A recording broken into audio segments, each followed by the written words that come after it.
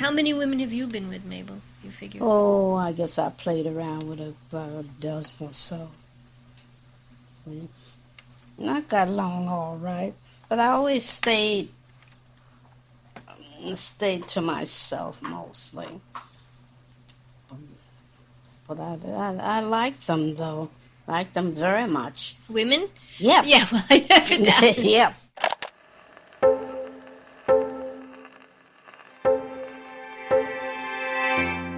I'm Eric Marcus, and this is Making Gay History. The Lesbian Herstory Archives in Brooklyn, New York, contains a trove of recorded interviews with lesbian activist and one-time singer and dancer Mabel Hampton. They were conducted in the late 1970s and 80s by Joan Nessel, one of the archive's co-founders. The conversations offer an invaluable glimpse into Black lesbian life in New York City in the early 20th century. And they're also a record of Mabel and Joan's decades-long friendship. The two met in the early 1950s when Joan was about 12 and Mabel 50. Joan's mother had hired Mabel, who at the time made a living cleaning people's homes and looking after their children. The job was short-lived, but Joan developed an enduring friendship with Mabel and with Mabel's life partner, Lillian Foster. Mabel Hampton was born in 1902 in Winston-Salem, North Carolina. She lost her mother when she was just an infant, and during the first 7 years of her life, she was raised on her grandmother's small farm. When her grandmother died, Mabel was sent to live with an aunt in New York City. Her uncle physically and sexually abused her, and at just 8 years old, Mabel ran away. She got on a train to New Jersey, where she was taken in by a Black family. She lived with them until she finished school at 17, and soon after, she moved to Harlem. It was 1920 by then. Harlem was emerging as the cultural heart of African American life, and Mabel was right there in the thick of it. But she also fell victim to a criminal justice system that targeted Black people with impunity. When Mabel was arrested by white police officers on a bogus prostitution charge, she ended up in front of Judge Jean Norris, the city's first female judge. Norris had a reputation for being prejudiced against Black women and sentenced Mabel to 3 years in prison. But the part of Mabel's story I want to share with you from our conversations with Joan Nessel is about her life as an out lesbian in Harlem in the 1920s and 30s. As historian Henry Louis Gates Jr. once wrote, the Harlem Renaissance was, quote, surely as gay as it was Black. Harlem drew artists and intellectuals from across the LGBTQ spectrum, and a vibrant queer nightlife sprang up. Mabel attended word-of-mouth parties and drag balls. She also worked as a dancer and singer at some of Harlem's storied nightclubs and rubbed shoulders with the era's brightest stars, including entertainers like drag king and blues legend Gladys Bentley, and the two Ethels, as Mabel called them. The actor and singer Ethel Waters, who's perhaps best known for popularizing the song Stormy Weather, and her girlfriend, the dancer Ethel Williams. So here's Mabel now, in an oral history medley of sorts that draws from a number of interviews that were recorded when Mabel was in her mid-80s. Her memory for names and places sometimes failed her, but not her recollection of the sense of community that she found. Now, what year did you start living in New York City as a lesbian woman? That was around I was about 17 years old. That was 1920. I lived in West 122nd Street. See? Did you pick that neighborhood for any special reason? No. A girlfriend of mine was living in that house. Oh, yes. They lived next door, and they got me... Were they lesbians? Yep, they were lesbians. And they got me a room, 3 rooms there. On the ground floor, there was a bedroom, a living room, and a big kitchen, you know. Do you remember how much you paid for rent? No, I don't think I paid no more than $10 a week. $10 a week, I think I paid for that apartment. And it was furnished. It was a furnished place. And, you know. Did you have parties in your house? Have what? parties? Did you have lesbian parties in your Not apartment? in my house. Next door, this girl, she had 4 rooms in the basement, and she gave the parties all the time for our close friends. Mm-hmm. How many See, women pig would be there? feet. Sometimes there would be, we said 12 or 14, maybe less, and maybe more. And what would you have to eat? Oh, with potato salad, pig feet, chitlins, and let's see, what else did we have? Pig feet, chicken, potato salad, and sometimes it was corn. In the wintertime, it was black-eyed peas and all that stuff we had.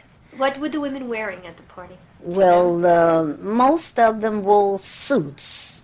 See, they wore suits. They very seldom any of them had the slacks or anything like that because they had to come through the street. Of course, if they were in a car, they wore the slacks. See? But then 5 or 6 of them would be in the car and come with the slacks on, see. And most of them had short hair, and most of them was good-looking women, too. No, they was... Were there a lot of couples, or were there a lot of single women? Well, there was single and couples. See, because the girls just come and bring the bulldogs used to come and bring their women with them, you know. And you wasn't supposed to jive over there. You wasn't supposed to look over there at all. So. And there was dancing? Oh, yeah, they danced up a breeze. They did the Charleston. They did a little bit of everything. Do you remember, was this all black women, or would you be white women? No, there were very rare, unless we ran in somebody who had a white woman with them. They were all colored, see. And but me, I venture out with any of them. I just had a ball. I had a couple of girls, white girls from downtown in the village, and tell them about it, and they would come up, see. They were white girls, and we got along fine. And then I wanted to get a job, and I started looking for a job. And I worked in a factory in different places, you know. Tell me about it. What kind of factory, Mabel? Dress factory. I was sewing on a machine. And that's the year that they started walking out for the strike. Mm-hmm. So I didn't like that too much. And so the girls said, "Can you dance a little?" I said, "Uh-huh." So they carried me to the Lafayette. That's before 1919 and 23 was out. So I danced a couple of months, and there was Florence Mills and all those women, from Florence Mills to Ada somebody, and the 2 Ethels and this, that, was and the Gladys other. Bentley there? Yeah. Mm-hmm. Can you talk a little bit about Gladys Bentley, what you remember about her? Well, I just remember that we all was friendly together. And what did she look like, Mabel?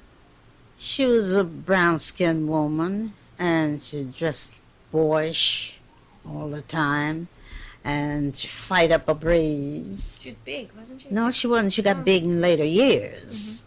See, she wasn't big. She was kind of heavy set and kind of heavy voice. And time she got through beating the women, the men wouldn't bother her. See, she knocked the hell out of the women. Oh, she crucified them. And they looked at somebody else and she wanted them, you see. So then the Garden of Joy, she appeared there. I appeared there with her. See, the Garden of Joy, they got me in the chorus there, and I could dance pretty good and got Where along. was the Garden of Joy?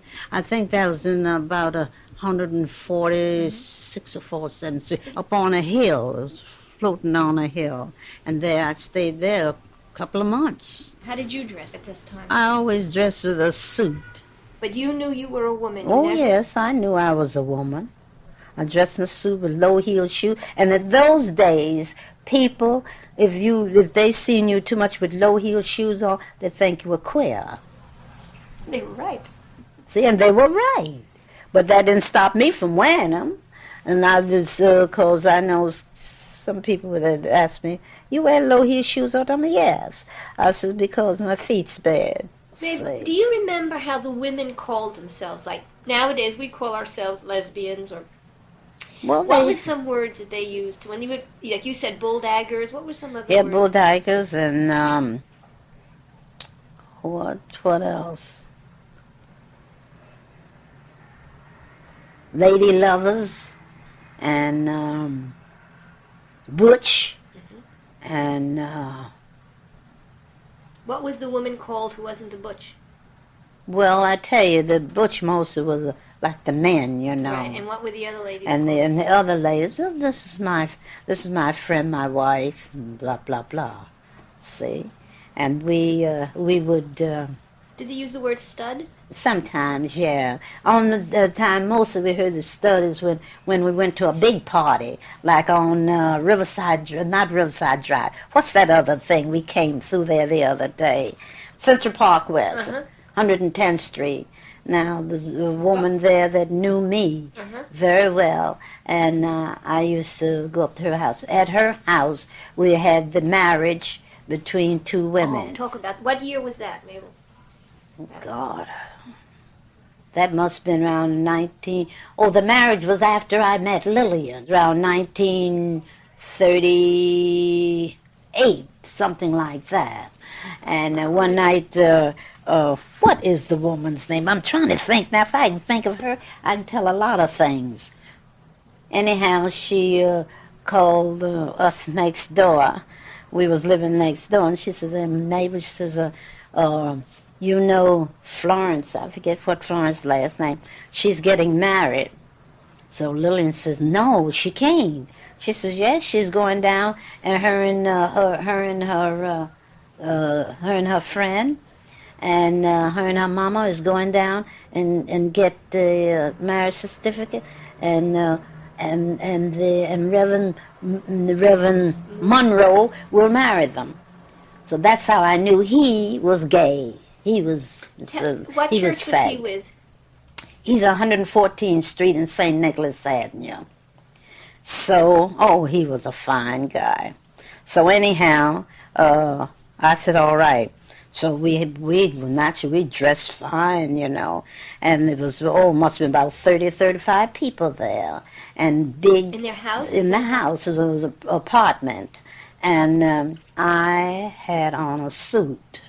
I remember I had on a white suit, see, and dog tie, and my hair was long. And I had the girl fixed my hair. She rolled it all up. I put water in it and waved it and come down around my face like that. And Lillian, she always looked like a fashion plate, see. So we went to this wedding. The guests started arriving, and I see more people that I knew. Was it all women? All women, yeah, it was all women. It wasn't no men. They're outside the minister, that's all. And, of course, one of the girls, the girl who was marrying the other girl, her mother gave her away. And the girl had a veil, a wedding dress and her veil. And I think she had white shoes on. And the bridesmaid, they had different dresses on with flowers. They had flowers on their arm and everything. Music was playing, and the other woman had on pants. She had on white pants. See, she was dressed in white too, and so was the bride. And they had went down. They passed downtown at the city hall. How did they do that? I don't know. That girl looked so much like a fella you couldn't tell her apart, just like some of them do today. And she didn't have to change her voice. She had a heavy voice anyhow, and everything was okay. Brought the thing back when he got it. Brought it back. Give it to the minister. Do you remember anything that Reverend Monroe said at the ceremony? Did he say anything? Yes, he just like the regular. Do you take this woman to be your lawfully married? No, do you take this man to be your lawfully wedded he husband? said the word man. He didn't say two women. He didn't say. No, I don't think he did. I don't think he did. There was so many people, and I was so far back. So, and I could hear her saying yes. And then after that was Herb Monroe said, "Now kiss the bride." And he knew there were women. He knew because he was gay himself, you see. And that's all he went in for, was to marry men and women. Could you talk a little bit about Lillian and who she was and what your relationship with her was like? Yes, I can. I met her in 1932, and we've been together 40 years before she passed away in 1979. And we had a lovely time together. We went places. We did a little bit of everything. We met on Lexington Avenue and 34th Street. And I liked her very much. And I decided that I'd like friendship with her. She seemed to be nice. She's a very small person. And she asked me my name. I told her my name. I asked her name. She says, Lily. I said, yeah, don't you have a last name? She said, yes, Forster. I said, that's nice. Okay. We gets up on the, in those days, 1932, it was, what do you call it?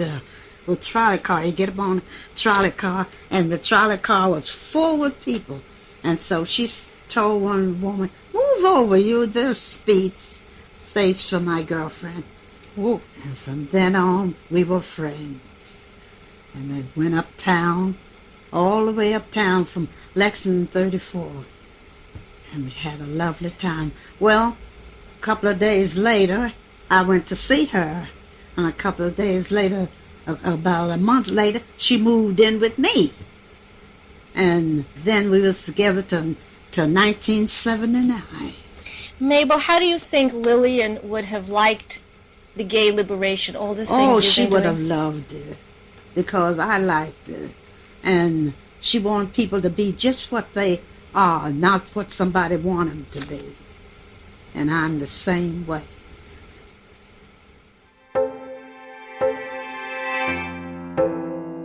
Mabel and Lillian were together for 46 years. Most of that time, they lived and worked in the Bronx. Lillian is a clothes presser, Mabel is a domestic worker and hospital custodian. They refer to each other as husband and wife, or Big Bear and Little Bear.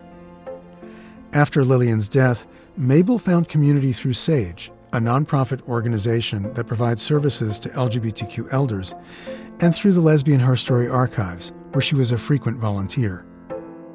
Mabel was a fixture at the New York City Pride March, and in 1985 she was crowned a Grand Marshal. In a speech she delivered at an earlier march, Mabel expressed a wish for, quote, all my people to be free in this country and all over the world, my gay people and my black people. No surprise, perhaps, that she named her dog Liberation. Back then, the Lesbian Herstory Archives were still housed in Joan Nessel's apartment on the Upper West Side of Manhattan. When Mabel's health declined, that's where she came to live too, with Joan looking after her as she had once looked after Joan. Mabel Hampton died on October 26, 1989. She was 87. Days are long since you went away. I've dreamed about you all through the day, my buddy, my buddy. Nobody's quite so true. I miss the smile, the touch of your hand, and I long to know that you understand, my buddy, my buddy. Your buddy misses you.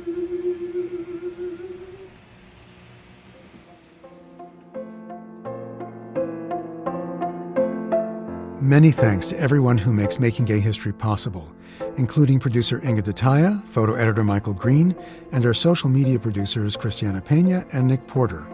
Our studio engineer was Kathleen Conti at CDM Sound Studios. Fritz Myers composed our theme music. Special thanks to our founding editor and producer Sarah Birmingham and our founding production partner Jenna Weiss-Berman. Thank you also to the New York Public Library Manuscripts and Archives Division for their ongoing assistance.